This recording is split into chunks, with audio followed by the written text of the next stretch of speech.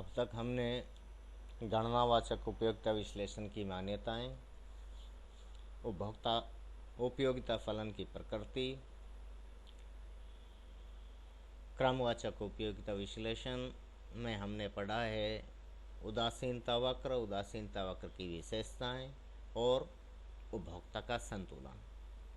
तो इनसे संबंधित मैं 2 क्वेश्चन आपसे डिस्कस करूंगा और ये आपके लिए उपयोगी होंगे, क्योंकि हम जनरली सामान्य उपयोगिता फलन या सामान्य फलन लेकर चर्चा कर रहे होते हैं, कंसेप्ट को डिस्कस करते हैं, लेकिन क्वेश्चन जब आता है एग्जामिनेशन में तो विशेष या विशिष्ट उपयोगिता फलन स्पेसिफिक जो फंक्शंस के साथ में होता है, तब फिर हम क्या करें ये जानने के लिए कुछ क्वेश्चन मैंने लिए हैं। तो सबसे पहले उपयोगिता फलन की प्रकृति जानने के लिए एक विशिष्ट उपयोगिता फलन हमने लिया है। आपको ये तो पता है कि भाई सामान्य फलन और विशिष्ट फलन के बीच में एक अंतर होता है। सामान्य फलन तो क्या है कि जो एक फलन का सामान्य संबंध बताया। उपयोगिता फलन के बारे में बात करें तो वस्तुओं की मात्राओं और उपयोगिता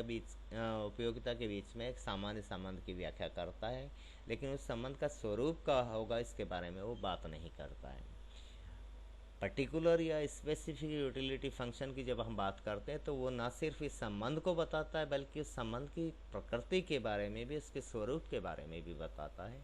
तो एग्जामिनेशन में जो क्वेश्चन आते हैं अक्सर वो स्पेसिफिक या पर्टिकुलर जो है फंक्शंस को लेके होते हैं।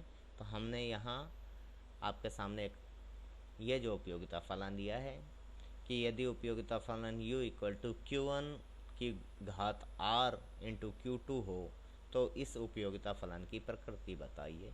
ये आपको जानना है, प्रकृति बतानी है। तो किसी उपयोगिता फलन की प्रकृति जानने के लिए कि वो क्वासीकोनकेव है या नहीं, उसके लिए आपको मैंने कुछ शर्तें बताई थी, कुछ उनको जांचना होता है। 5 शर्तें थी वो। सबसे पहले कि कुल उपयोगिता धनात्मक होनी चाहिए। अब यहाँ देखते हैं, क्योंकि उपयोगिता फलन है जो Q1 और Q2 पर निर्भर है और मात्राएं धनात्मक होती हैं, Q1 and Q2 both are greater than 0, तो ऐसे में कुल उपयोगिता धनात्मक होगी। इस उपयोगिता फलन की निश्चित रूप से कह सकते हैं हम। नंबर 2, del U by del Q1 यानी F1 जिसे हम कहते हैं वो निकालिए।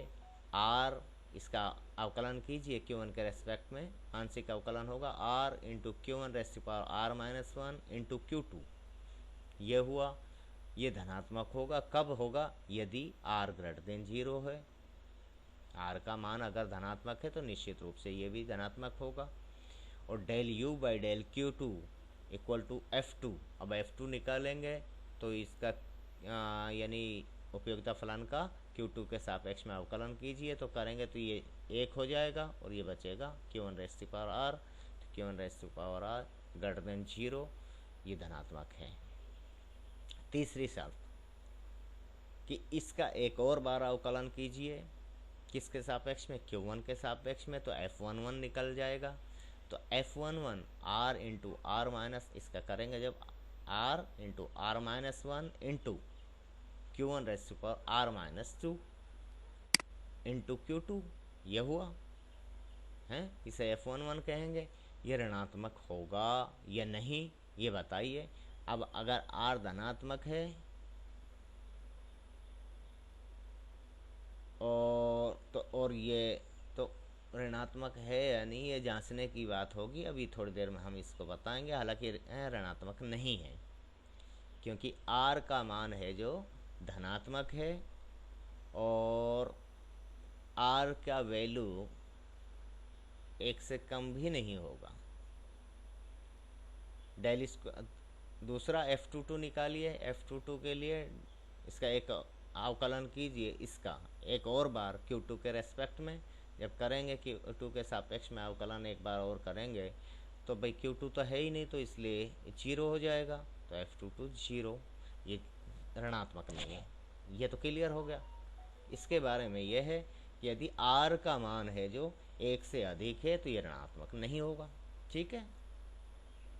नंबर 4, क्रॉस डेरिवेटिव्स निकालिए, तिरछा कॉलज निकालिए, इसका Q1 के सापेक्ष, Q2 के सापेक्ष, इसका Q1 के सापेक्ष। जब आप अवकलन करेंगे तो F12 निकलेगा R into Q1 raise to power R-1।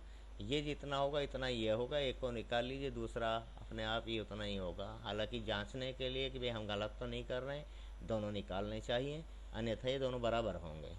ये धनात्मक होगा क्योंकि R धनात्मक है, ठीक है।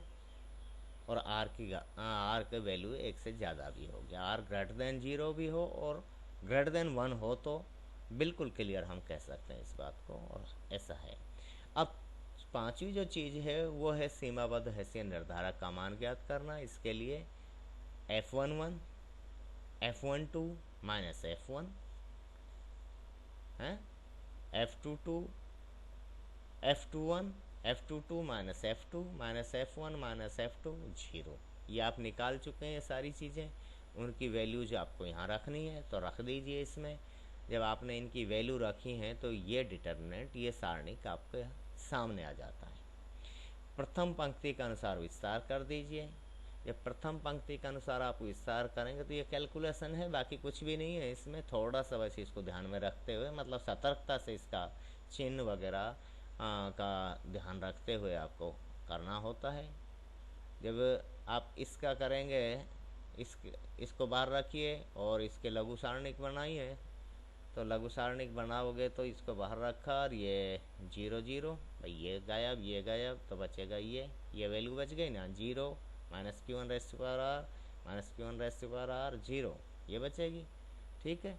इसी तरह से दूसरा लघु सारणिक हुआ, इसको बाहर रखिए और फिर ये ख़त्म, ये और ये इस तरह से बन जाएंगे। और लघु सारणिक बना के फिर आप इनको हल कीजिए। प्रथम पंक्ति अनुसार विस्तार करके हम हल कर रहे हैं, तो सारणिक का मान जो निकल के आएगा वह मान निकल के आएगा R into Q1 raise to power 3R minus 2 by Q1 raise to power R into Q1 raise to power 3R minus 2 into Q2 into R plus 1, ये निकल के आया। यदि R धनात्मक है और 1 से अधिक है तो डेफिनेटली सीमाबद्ध हैसियत निर्धारक धनात्मक होगा। ये तो धनात्मक हुआ, लेकिन क्या शर्तें क्या हैं कि यदि बॉर्डर हैसियत डिटरमिनेंट धनात्मक और F11 और F22 ये दोनों ऋणात्मक नहीं है, यहाँ ध्यान रखना। F22 तो क्लियर 0 आया था। अब जब ये ऋणात्मक नहीं है, नॉट लेस देन 0, तो उपयोगिता फलन जो होगा आपका अर्धनतोदर तो है, क्वासी कॉनकेव है, लेकिन स्ट्रिक्टली क्वासी कॉनकेव नहीं है। ये उपयोगिता फलन की प्रकृति निकल के आई। दूसरा क्वेश्चन जो है वो उपभोक्ता के संतुलन को लेकर है या अनुकूलतम वस्तु संयोग को लेकर है। क्वेश्चन ये है कि यदि उपयोगिता फलन U equal to Q1 into Q2 हो तथा उपभोक्ता का बजट प्रतिबंध 100 equal to 2Q1 plus 5Q2 हो, ये ऐसे भी हो सकता है, या इसको आय बता दें, अलग से कीमत बता दें वस्तुओं की, और बजट प्रतिबंध उस रूप में भी हो सकता है। कैसे भी हो कोई दिक्कत नहीं है। बजट प्रतिबंध 100 equal to 2Q1 plus 5Q2 दिया हुआ है, तो संतुलन मात्राएं या अनुकूलतम वस्तु संयोग या उपभोक्ता का संतुलन, उपभोक्ता की संतुलन मात्राएं बताइए। कुछ भी आपके सामने क्वेश्चन इस रूप में होगा, कोई दिक्कत नहीं है, आप सॉल्व कर सकते हैं। भाई अनुकूलतम वस्तु संयोग या उपभोक्ता के संतुलन की शर्तें जो हैं क्या हैं कि एक उपभोक्ता अपनी उपयोगिता को बजट प्रतिबंध में रहकर अधिकतम करता है। यदि वो ऐसा करता है तो वह संतुलन में होगा, और जो संतुलन मात्रा आएंगी वह अनुकूलतम वस्तु संयोग होंगे। यही तो है। तो कीजिए साहब, मैक्सिमाइज कीजिए यूटिलिटी फंक्शन को, जो कि हमारा Q1 इंटू Q2 है। ये देखें, अब दोनों में फ़र्क आ गया। ये विशिष्ट उपयोगिता फलन है, पर्टिकुलर है। ये वहाँ होता U equal to function of Q1 and Q2, इनके बीच में फलनात्मक संबंध को बताता है, लेकिन अब कैसा है, धनात्मक ऋणात्मक कुछ नहीं बता पाता। यहाँ ये बता रहा है बिल्कुल क्लियर। तो maximise u equal to Q1 into Q2 subject to 100 minus 2Q1 minus 5Q2 equal to 0। इसको ऐसे भी लिख सकते हैं हम, ये प्रतिबंध है। अब लैग्रेंजियन फंक्शन जब हम बनाएंगे, लैग्रेंज फलन बनाएंगे, तो उसके लिए उद्देश्य फलन प्लस लैम्बडा इंटू प्रतिबंध का कंसेप्ट है, वो बिल्कुल आपको क्लियर होना चाहिए। तो pi equal to Q1 into Q2 plus lambda into 100 minus 2Q1 minus 5Q2, प्रतिबंध को रख दिया। अब फर्स्ट ऑर्डर कंडीशन क्या होगी उपयोगिता अधिकतम करण की या उपभोक्ता के संतुलन की? प्रथम क्रम की शर्त यह है कि प्रथम क्रम के अवकलज शून्य के बराबर होंगे। ठीक है, तो इसका अवकलन कीजिए Q1 के रेस्पेक्ट में, Q1 के सापेक्ष में। जब इसका करेंगे तो Q2 माइनस 2 लैम्बडा आप कर लीजिए। देखिए यहाँ Q1 का करेंगे तो 1 और Q2 ऐसा कैसे रह जाएगा। यहाँ Q1 एक ही जगह है, 2 के से गुणा हो रहा है, तो ये Q1 का 1 हो गया, ये 1 2 से गुणा हुआ तो 2, और ये माइनस का चिन्ह है, और फिर बाहर लैम्बडा से मल्टीप्लाई हो तो -2 लैम्बडा हो जाएगा। ठीक है, तो ये सीधा है, इसमें ज़्यादा दिमाग नहीं लगाना, बस एक बार चीज़ पकड़ में आ जाए आपके। Del pi by del Q2 यानी Q2 के रेस्पेक्ट में कीजिए तो Q1 माइनस 5 लैम्बडा, लैम्बडा के सापेक्ष में कीजिए। लैम्बडा के सापेक्ष में करेंगे तो देखो ये लैम्बडा का तो 1 हो गया, और ये पूरा एज इट इज यहाँ लिख जाएगा। ये इक्वेशन 3 आ गई।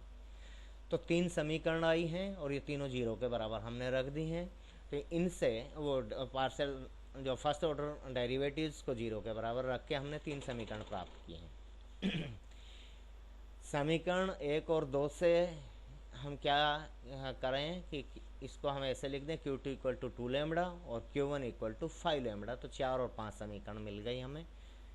समीकरण 4 में 5 का भाग दे दीजिए। जब आपने 4 में 5 का भाग दिया है तो Q2 by Q1 equal to 2 by 5 और लैम्बडा लैम्बडा ऊपर नीचे दोनों जगह, तो ये कैंसिल हो गए।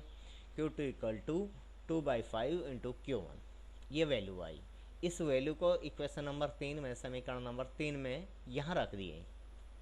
तो रखिए सब, समीकरण 3 में Q2 का मान रखकर हल करेंगे तो क्या आएगा, 100 माइनस 2Q1 माइनस 5 इंटू, अब Q2 की वैल्यू ये 2 बाई 5 इंटू Q1, 5 से 5 कैंसिल हो गया, माइनस 2Q1 और माइनस 2Q1 तो माइनस 4Q1 हो गया।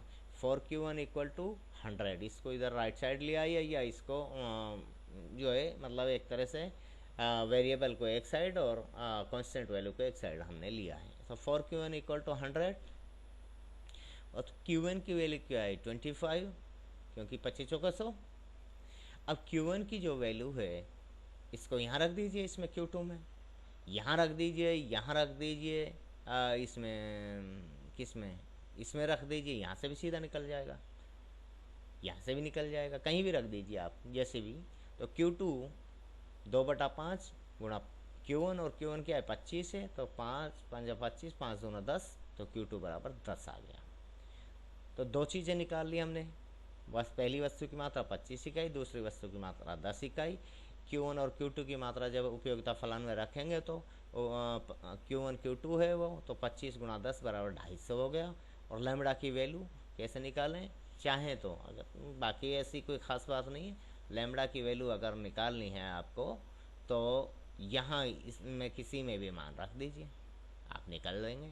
यहाँ जैसे Q2 minus 2 lambda equal to 0 है, इसमें रख दीजिए 4 और 5 में, कोई सी में भी। अब ये जैसे Q2 का मान रख दो, Q2 कितना है 10 है, तो लैम्बडा की वैल्यू 5 आ जाएगी। Q1 कितना है 25 है, तो लैम्बडा की वैल्यू 5 आ जाएगी, तो लैम्बडा की वैल्यू 5 आ गई। क्योंकि आय की सीमांत उपयोगिता के रूप में हमने इसको परिभाषित किया था और इसकी व्याख्या भी की हुई है। ये फर्स्ट ऑर्डर जो कंडीशन है उपयोगिता अधिकतम करण की या उपभोक्ता के संतुलन की, अनुकूलतम वस्तु संयोग की, तीनों मतलब एक ही है। सेकेंड ऑर्डर कंडीशन ये है कि बॉर्डर हेसियन डिटरमिनेंट धनात्मक होना चाहिए। और सीमाबद्ध हेसियन निर्धारक क्या होता है कि जो आपके समीकरण 1 को Q1 Q2 Q3 के सापेक्ष जब अवकलित करेंगे तो पहली रो आएगी, और 2 को करेंगे Q1 Q2 Q3 के लैम्बडा के रेस्पेक्ट में, तो सेकंड रो आ जाएगी। समीकरण 3 को करेंगे Q1 Q2 और लैम्बडा के रेस्पेक्ट में अवकलित करेंगे एक और बार, तो आपका रो थर्ड आ जाएगी। ये होता है। जब आप करेंगे तो देखिए, अब क्योंकि ये स्क्रीन पे अलग अलग हो गए, इसका Q1 के रेस्पेक्ट में करेंगे तो 0, यहाँ तो Q1 है ही नहीं। Q2 के सापेक्ष में करेंगे तो 1 और लैम्बडा के सापेक्ष में करेंगे तो -2, तो 0 1 -2 ये रहा बिल्कुल। इसका करिए, Q1 के सापेक्ष में अवकलन करिए तो 1 आएगा, Q2 के सापेक्ष में 0 और लैम्बडा के सापेक्ष में -5। अब देखिए 1 0 -5। फिर इसका कीजिए, Q1 के सापेक्ष में -2, Q2 के सापेक्ष में -5 और लैम्बडा के सापेक्ष में 0, -2 -5। बस अब आप इसको प्रथम पंक्ति के अनुसार विस्तार कर लीजिए। इसके लघु सारणिक बनेंगे। लघु सारणिक से जो है आगे आप इसको हल करेंगे तो वैल्यू जो है डिटर्मिनेंट की आई वो 20 आ गई। बॉर्डर हेसियन डिटर्मिनेंट 20 है जो कि धनात्मक है। तो अनुकूलतम वस्तु संयोग के लिए उपभोक्ता का संतुलन, अनुकूलतम वस्तु संयोग या उपभोक्ता का संतुलन कहाँ होगा? जब Q1 की 25 इकाइयाँ और Q2 की 10 इकाइयाँ हों। यहाँ पर उपभोक्ता अधिकतम संतुष्टि प्राप्त कर रहा होगा, उपभोक्ता का संतुलन होगा और अनुकूलतम संयोग होगा। ये आप इस तरह से निकाल लेते हैं। जब विशिष्ट उपयोगिता फलन दिया हुआ होता है तो Q1 और Q2 की विशिष्ट स्पेसिफिक वैल्यूज आती हैं। जनरल यूटिलिटी फंक्शन में स्पेसिफिक वैल्यू आप नहीं ला सकते, एक ट्रेंड आप बता सकते हैं। तो इस तरह से आप उपभोक्ता के संतुलन तक हम पहुंच गए हैं। आज के लिए इतना ही। कोई प्रॉब्लम इसमें हो तो आप और हम इस पर चर्चा कर लेंगे। इससे संबंधित कुछ क्वेश्चंस हैं जो मैं आपको नोट करा दूंगा, उनको आप घर पे हल कीजिए। थोड़ी सी और प्रैक्टिस करेंगे तो एक रेगुलर जब आप किसी चीज़ को थोड़ा सा और अध्ययन करते हैं तो ज़्यादा अच्छे से समझ में आ जाती है। एक बार समझ में आ जाए तो फिर इनको भूलते और नहीं हैं। ये ख़ास बात है, क्योंकि ये कोई रटने की चीज़ें नहीं, ये समझने की चीज़ है। तो आज के लिए इतना ही। थैंक यू, धन्यवाद।